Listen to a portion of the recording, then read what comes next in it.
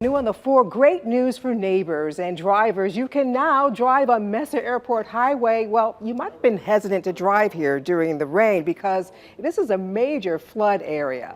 City workers say the work that they have done to help alleviate this problem is just a temporary fix. Tristan Ruppert is live and on your side with how they're working on a more permanent solution.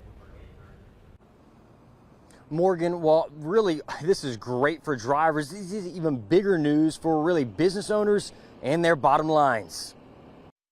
Thank you, my dear. I'll see you soon. Great seeing you. Since Mesa Airport Highway has reopened, customers have already returned to Sarah's restaurant. And owner George Sissa didn't mince words when asked how important this was for his business. It will keep me from going into bankruptcy. He says he feared not only for his business, but for his employees. I'm telling you like it is. My business has dropped 70%. It doesn't take a brain surgeon to figure that out. It's been like that for 9.5 months. Sissa says before the road was closed, flooding was still an issue. So to see it like it is now, with cars rushing by, means a great deal to the restaurant owner. It was a blessing to see no water, the barricades gone, the blockade's gone, and it was passable. I mean, that was just like daylight. Sissa says he is both proud and thankful that the city took action to reopen the road.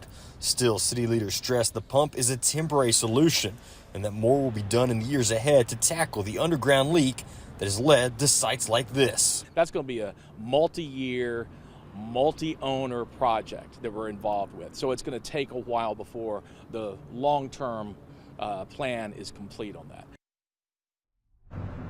Now, the temporary solution cost the city $65,000, but if you ask Sissa, he says the other business owners in the area, they believe it is well worth it. We'll, of course, update you more once we know more about the long-term plan. Until then, reporting in Birmingham, Tristan Ruppert, WBRC, Fox 6 News, on your side.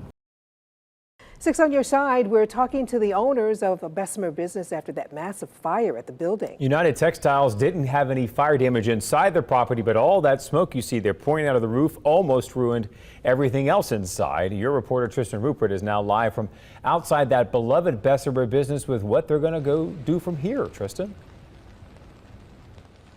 Jonathan, this has been an incredibly difficult few days for Steve McDonough and his family. They've owned and operated United Textiles for the last 40 years, and to see it in this current condition is no easy task. I have to focus on just getting it back in order. You know, my wife and my mother get more emotional than I usually do, but we'll be back.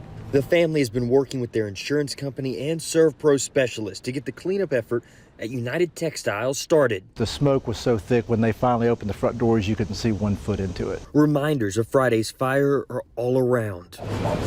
You know, I don't know if it'll ever come off. The fire didn't cause any damage to their property, but all the smoke left its mark. In fact, you can't even see the true color of the shop's floor without lifting one of the rugs. Once that soot gets on it, it's a very oily soot. The roofs over there were tar and gravel, so that all, and of course the rugs we had stored, a lot of those were synthetic, and once it gets on something you can't hardly get it off. So the merchandise we have in here is done for. When they do reopen, they won't be selling any of the merchandise you see on your screen now. As for when they hope to reopen their doors, we don't know how long, but we'll be back in business hopefully by, I'm gonna say October. I'm just pulling that month out of thin air, but that's what I'm shooting for. Truly an incredible and resilient family. I also want to take this time to clear up some rumors that have gained some traction on social media. The store itself has not burnt down. That was a property about 2 doors down. But again, they did receive a lot of smoke damage. Again, the store still remains, and of course they are looking to reopen in the months and weeks ahead. Of course, the best place to look for updates is their Facebook page. I'll include a link that you can find in our news story on the WBRC News app. Reporting in Bessemer, Tristan Ruppert, WBRC.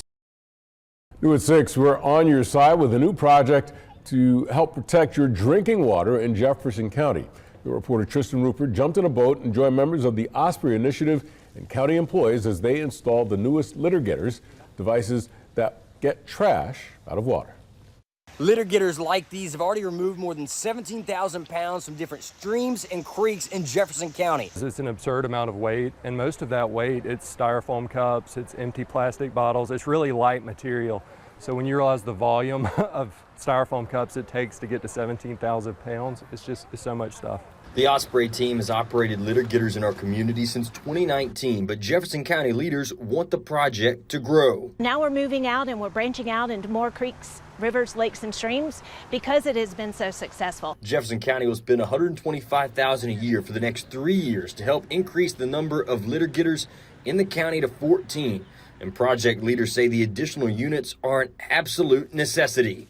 Any litter that ends up on the street off of Overton Road, Old Leeds Road, it's going to end up in a storm drain and wash straight down this creek. About a quarter mile downstream, we have the confluence with the Cahaba River. So basically, we're putting the trap right here in order to prevent the litter washing off of these streets from ending up in the Cahaba. I joined the team as they installed one of the newest litter getters in Fuller Creek. First, they walk the shore, picking up whatever litter is there. Then they hammer anchors into the ground and tie boom lines to them to lead future litter into the traps. While impressive, the fact that they remove so much trash from our waterways is a frustrating one. It's really a shame that there's so much litter. A kid that grows up in central Alabama shouldn't have to drive to Gatlinburg, Tennessee to play in a clear mountain stream. Reporting in Jefferson County, Tristan Ruppert, WBRC, Fox 6 News, on your side.